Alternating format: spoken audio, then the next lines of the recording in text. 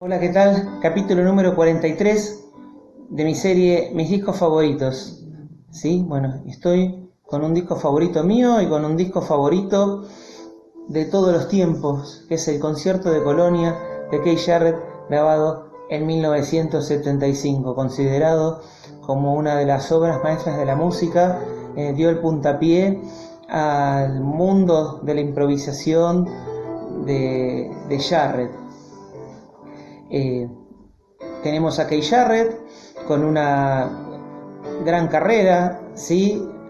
En los 60 y en los 70 había integrado, ¿sí?, el grupo eléctrico de Miles Davis, ¿eh? Y bueno, con varios proyectos, cuartetos, con Dewey Redman, bueno, todo una carrera excelente, hasta que el gran Manfred Eicher, el director de SM, le propone grabar para el sello. Entonces él acepta, pero para grabar sus proyectos especiales, como que su carrera de jazz le iba a seguir, digamos, por ejemplo, con el sello Impulse en Estados Unidos, y bueno, y tener el sello SM para grabar proyectos especiales como el de Clavicordios, y como disco a dúo con Jacques DeJohnette, etcétera. Bueno, dentro de un rato vamos a hablar de Jacques DeJohnette, cómo gravitó en su vida, pero vamos a dividir la charla en dos partes, ¿sí? En realidad yo primero quería hacer dos programas. Bueno, voy a ver entonces si puedo aunar todo en un periodo. Es imposible abarcar todo lo de Keith Jarrett, que es perfecto, ¿sí? Considerado uno de los mejores pianistas del mundo, uno de los mejores músicos del mundo. Toda su discografía es recomendable, todo es recomendable, en especial todo lo posterior a estas épocas, sí, que yo voy a nombrar. Tenemos como dos Keith Jarrett siempre claramente, Keith Jarrett piano solo y el Keith Jarrett con el trío. Vamos a empezar con el tema del piano solo. Bueno, como dije, voy a cambiar de disco, en el año 1971, Manfred Eicher le dijo para que él pueda grabar sus proyectos especiales. Así grabó el disco Fasten You, ¿sí? Pero no fue hasta 1973 que saca este disco doble, ¿sí? Esta caja impresionante que son los conciertos de Bremen-Lausanne, ¿sí? ¿Recuerdan cómo venían los CD cuando salieron en estas cajas dobles, ¿sí? Fabulosas, donde traían librillos con fotos, ¿sí?, por un lado, y los catálogos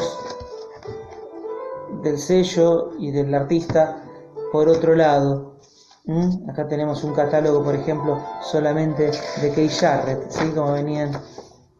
Entonces esto ayudaba a que uno vaya buscando y descubriendo discos. Estamos hablando en una hora, uno pone Google y los busca, pero bueno, en esa época era así, por suerte.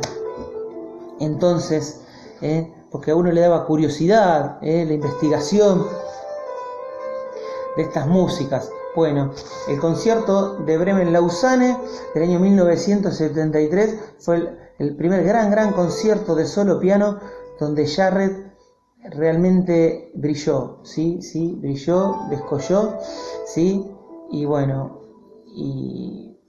y esto ya le dio pie para hacer otra cosa. Por eso, 2 años después, llega el famoso disco del concierto de Colonia. Los conciertos de Jarrett tienen los nombres de los lugares donde toca, ¿sí? Y son improvisaciones, son largas improvisaciones, ¿sí?, donde demuestra todo su gran potencial pianístico y creativo.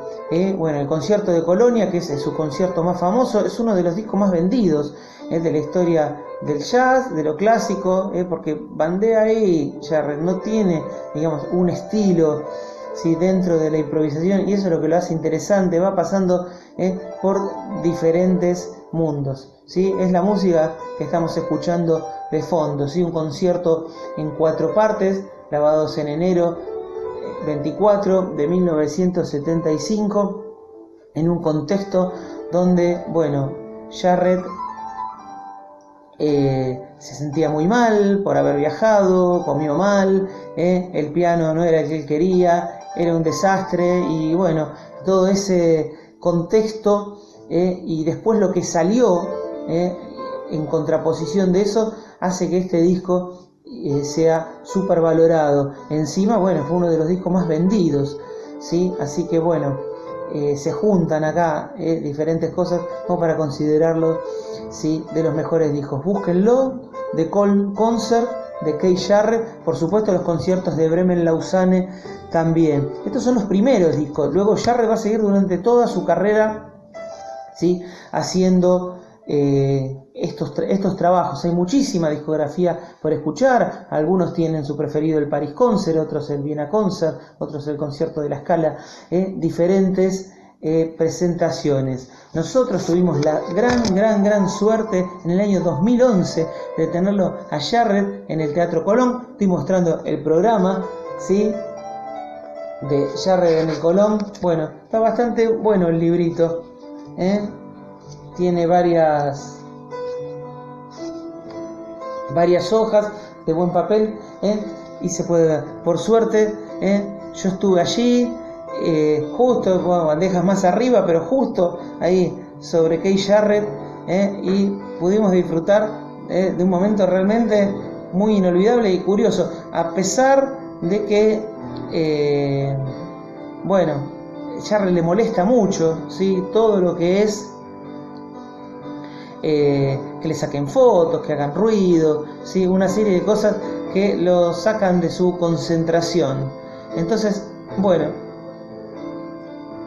así es Jarrett, y así son estos conciertos.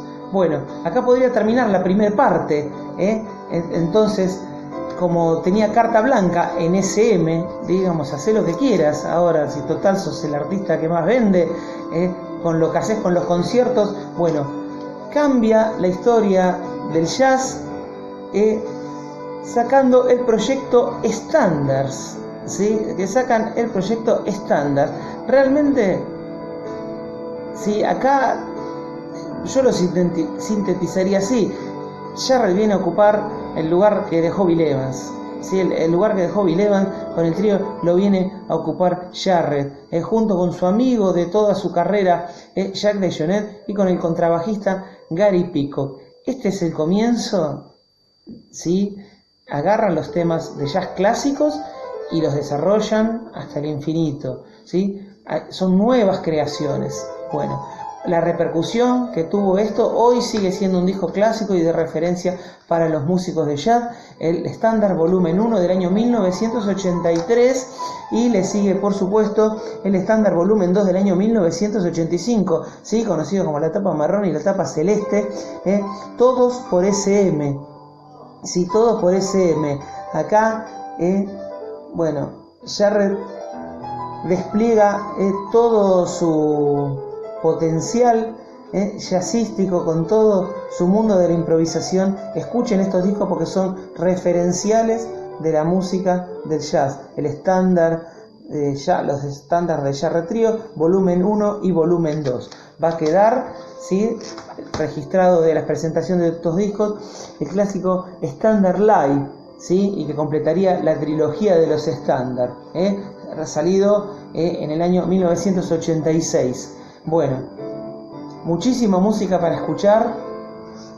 Jarrett va a seguir con el trío. Son 25 años de carrera, y nosotros, por suerte, acá en la Argentina lo pudimos ver en el mismo año que vimos a King Crimson, ¿sí? En el año 1994 pudimos ver a Keith Jarrett, Gary Peacock y Jack DeJohnette con un hermoso programa también, ¿sí?, en el Teatro Ópera de Buenos Aires.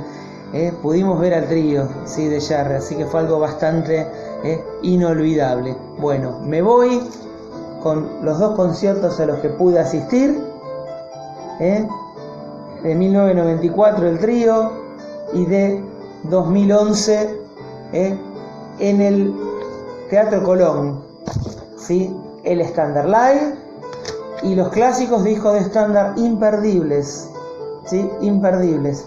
Y me voy como empecé, con la imagen del Cole Concert.